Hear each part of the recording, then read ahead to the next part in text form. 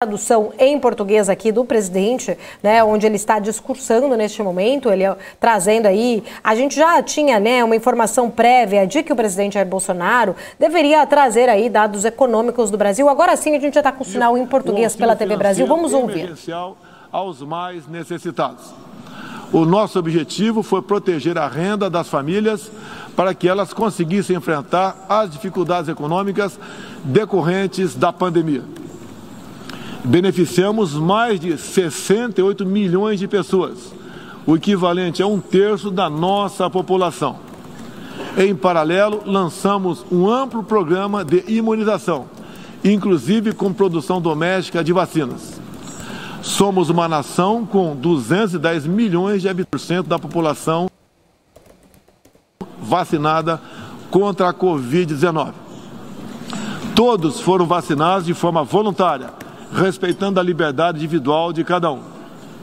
Da mesma forma, no terreno da economia, o Brasil traz a autoridade de um país que, em nome de um crescimento sustentável e inclusivo, vem implementando reformas para a atração de investimentos e melhorias das condições de vida de sua população.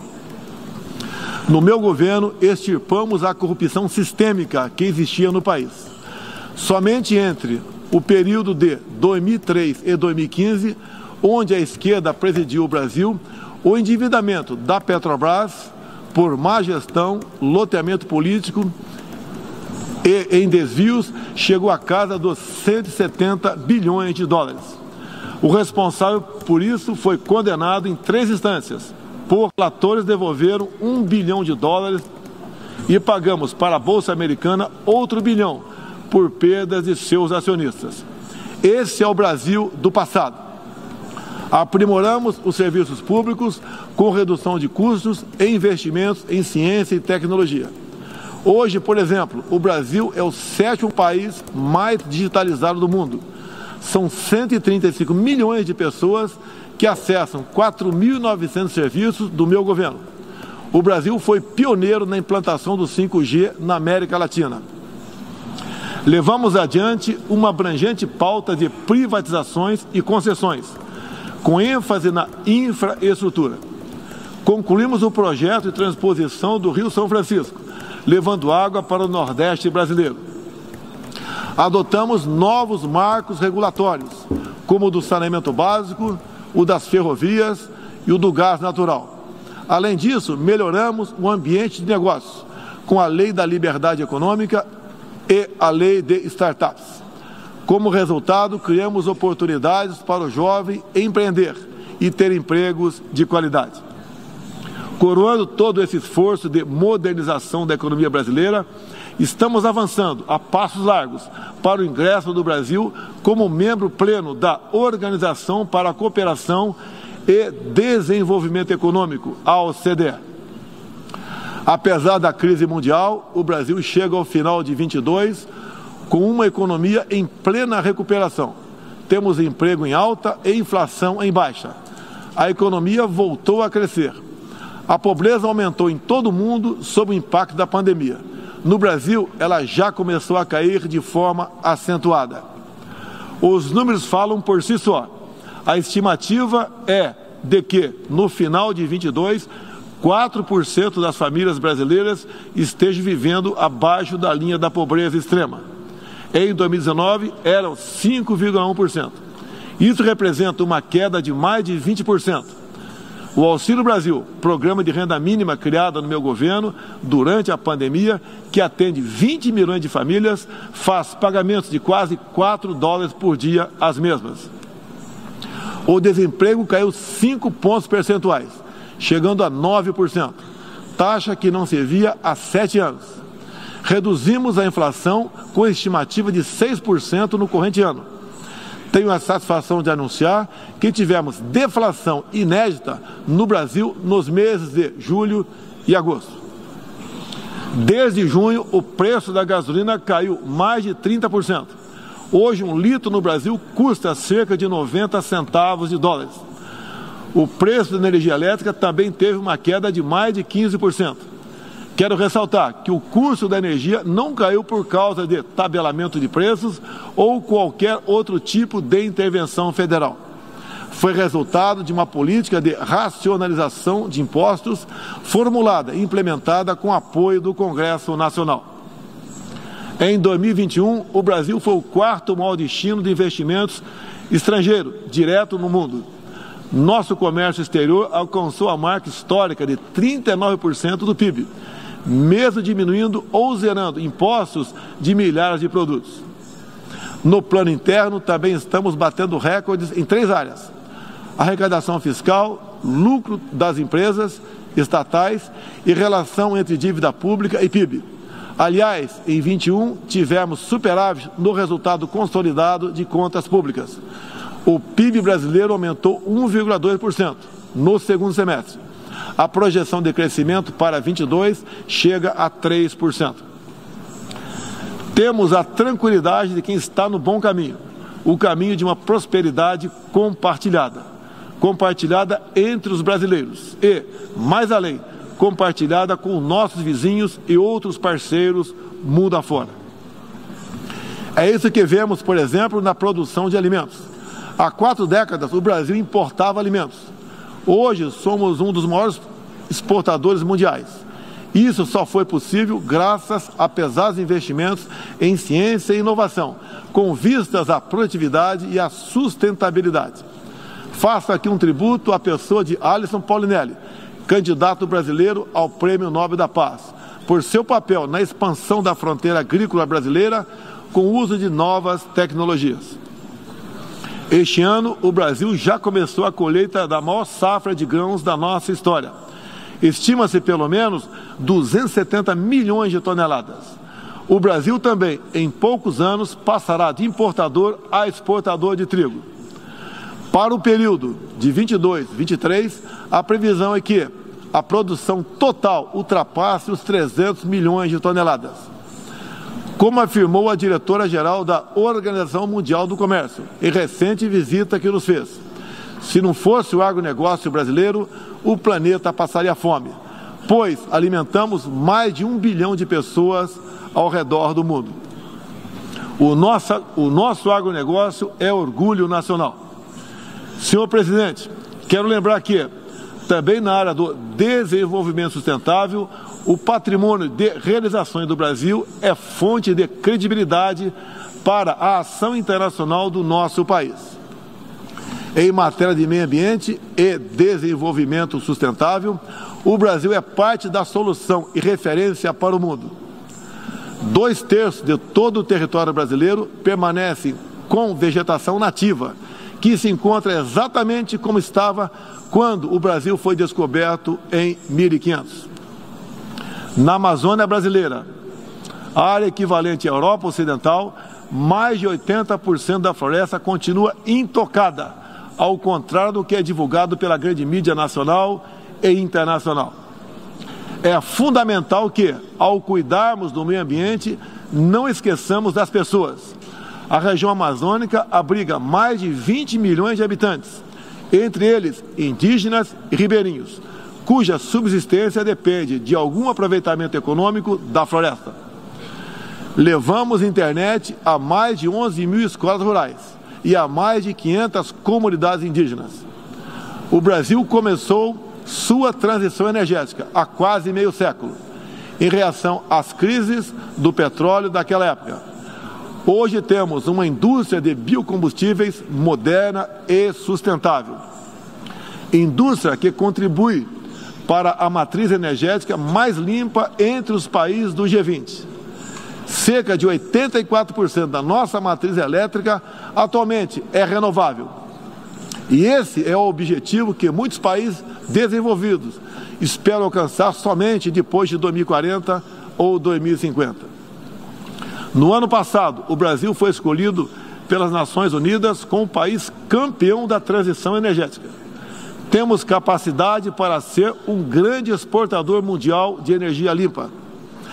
Contamos com um excedente já em construção, que pode chegar a mais de 100 gigawatts, entre biomassa, eólica, terrestre e solar, além da oportunidade ainda não explorada de eólicas marítimas de 700 gigawatts, com um dos menores custos de produção do mundo.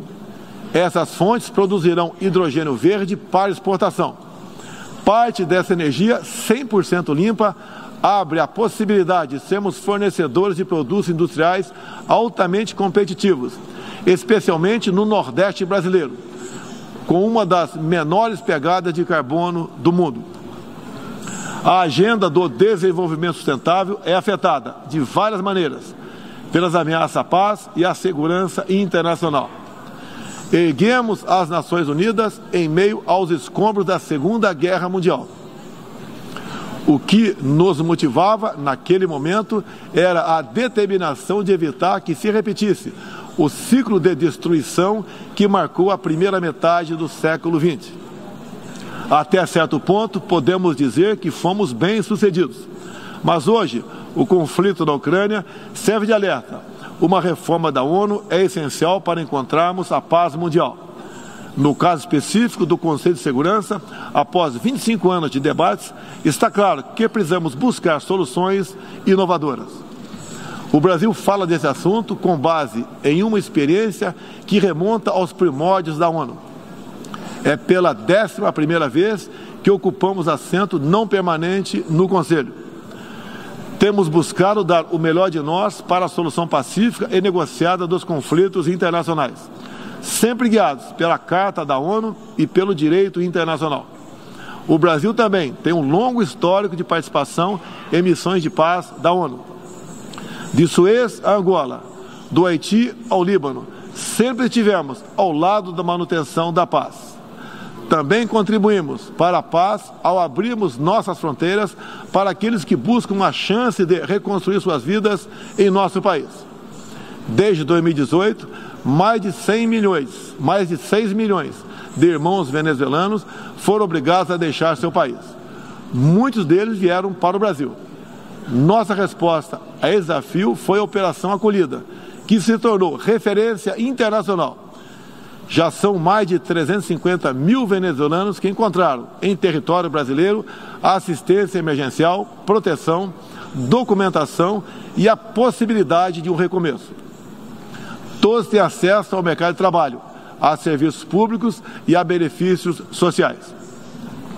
Nos últimos meses, chegam por dia ao Brasil a pé cerca de 600 venezuelanos, a grande maioria dos quais mulheres e crianças, pesando em média 15 quilos a menos do que tinham antes, fugindo da violência e da fome.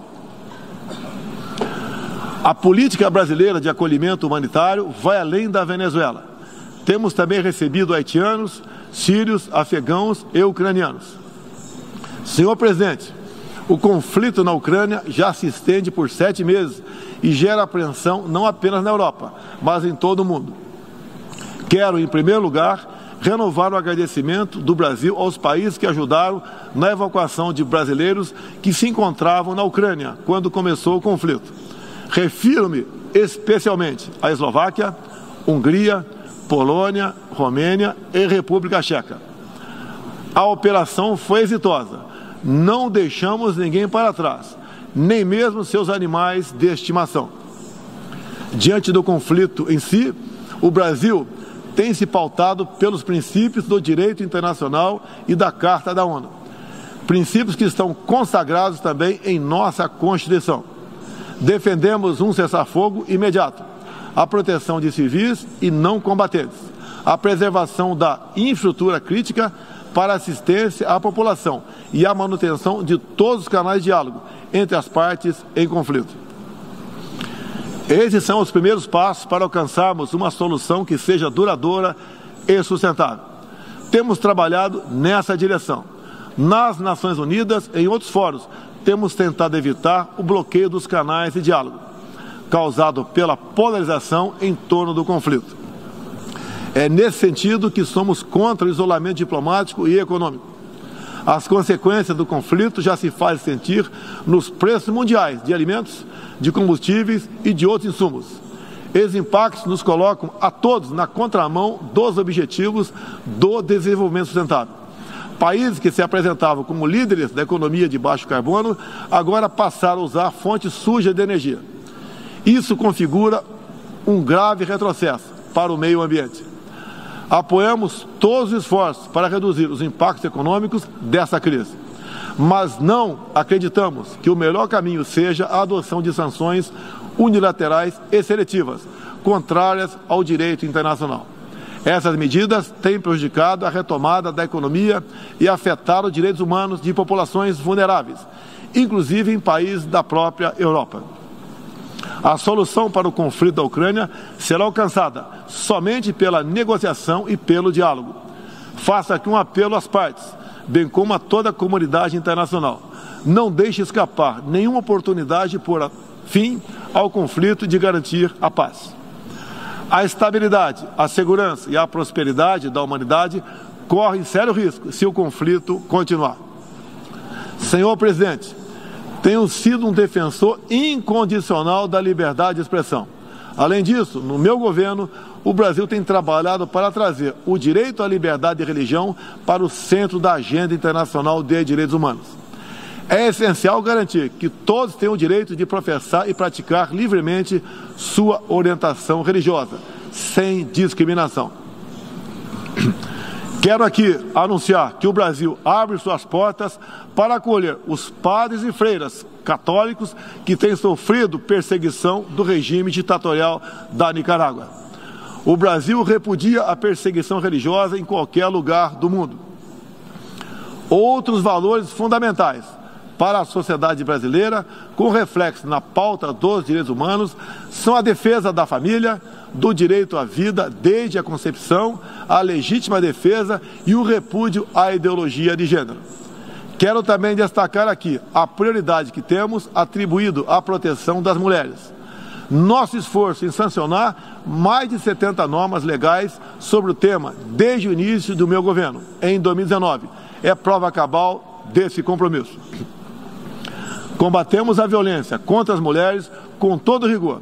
Isso é parte da nossa prioridade mais ampla de garantir segurança pública a todos os brasileiros. Os resultados aparecem em nosso governo. A queda de 7,7% no número de feminicídios e diminuição do número geral de mortes por homicídio.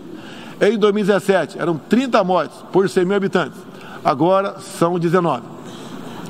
A violência no campo também caiu ao mesmo tempo que aumentamos a regularização da propriedade da terra para os assentados.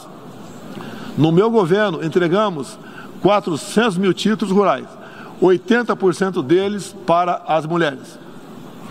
Trabalhamos no Brasil para que tenhamos mulheres fortes e independentes, para que possam chegar aonde elas quiserem. A primeira-dama, Michele Bolsonaro, trouxe novo significado ao trabalho de voluntariado desde 2019, com especial atenção aos portadores de deficiências e doenças raras. Senhor presidente, senhor secretário-geral, senhoras e senhores, chefe de Estado e de governo, senhoras e senhores, neste 7 de setembro, o Brasil completou 200 anos de história como nação independente. Milhões de brasileiros foram às ruas, convocados pelo seu presidente, trajando as cores da nossa bandeira. Foi a maior demonstração cívica da história do nosso país. Um povo que acredita em Deus, pátria, família e liberdade. Muito obrigado a todos os senhores. Tá aí então, né? Acompanhamos a transmissão aí pela TV Brasil, inclusive, desse discurso do presidente Jair Bolsonaro, né? Um discurso onde ele acabou trazendo aí pontos, né? Que tem, né? Falado muito em relação à economia, todo o trabalho que ele fez, com críticas, inclusive, ao adversário político ali, trazendo um tom também, né? Mais de um discurso para os eleitores brasileiros, né? Um discurso onde ele pontuou perante aos outros líderes do mundo que o Brasil tem feito exatamente, né, de melhoria, o que conquistou exatamente de melhoria em relação aos demais países que têm enfrentado ainda situações mais delicadas, mas aí com um tom aí mais para os eleitores brasileiros. Bom,